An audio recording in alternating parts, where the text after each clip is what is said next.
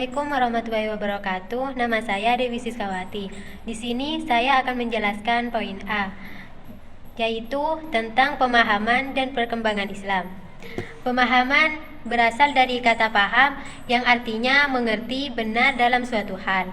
Pemahaman merupakan proses pembuatan cara memahami.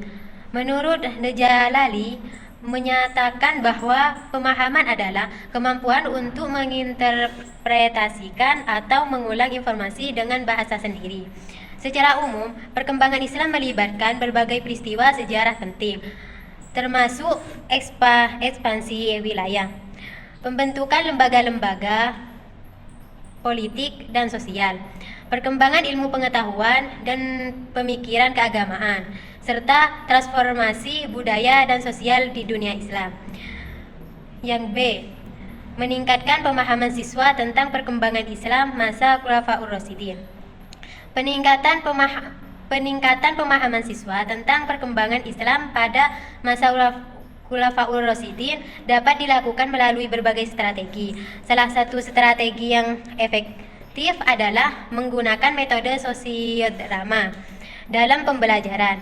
Metode sosiodrama memungkinkan siswa untuk lebih aktif dan terlibat dalam proses belajar, sehingga meningkatkan kesadaran dan pemahaman mereka tentang sejarah perkembangan Islam dan masa Khulafaur Rasyidin.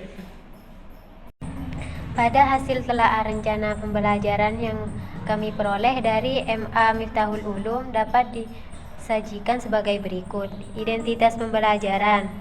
Mata pelajaran Sejarah Kebudayaan Islam SKI kelas 11 semester ganjil. Materi pokok perkembangan Islam pada masa Khulafaur Rasyidin. Alokasi waktu 4x45 menit. Tujuan, siswa dapat mengidentifikasi peristiwa penting yang terjadi pada masa Khulafaur Rasyidin. 2. Siswa dapat menganalisis kebijakan dan keputusan yang diambil oleh para khalifah. Yang ketiga, siswa dapat mengaitkan nilai-nilai kepemimpinan dan keadilan yang diterapkan oleh para khalifah dengan kehidupan sehari-hari. Yang keempat, siswa dapat menyajikan hasil analisis mereka dalam bentuk tulisan dan presentasi. Materi di sini adalah perkembangan Islam pada masa Khulafaur Rasyidin. Metode di sini menggunakan diskusi, role play, pembelajaran berbasis proyek. Evaluasi di sini menggunakan refleksi guru, penyesuaian RPP,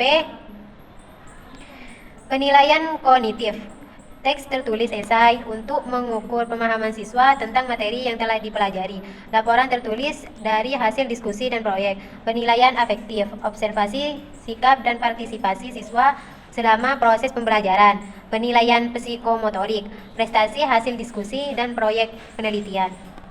Assalamualaikum warahmatullahi wabarakatuh. Baik, saya akan melanjutkan penjelasan barusan ya. Ini di poin C, perencanaan dalam peningkatan pemahaman siswa tentang perkembangan Islam pada masa Khulafaur Rasyidin. Pada tahap ini guru memulai untuk melakukan dengan diawali penyajian dalam kelas. Setelah melakukan kegiatan awal dengan melakukan penyajian dalam kelas, guru mulai melakukan kegiatan inti yang sudah direncanakan pada lembar RPP. Ketika pas RPP itu sudah ada ya, maka seorang guru itu akan menjelaskan apa yang ada di rencana di RPP-nya tersebut. Pada kegiatan inti ini guru memulai dengan menggambarkan peta konsep dari materi Khulafaur Rasyidin. Kemudian menjelaskan beberapa poin materi tentang Khulafaur Rasyidin pada subbab Abu Bakar As-Siddiq dan Umar bin Khattab. Gitu teman-teman.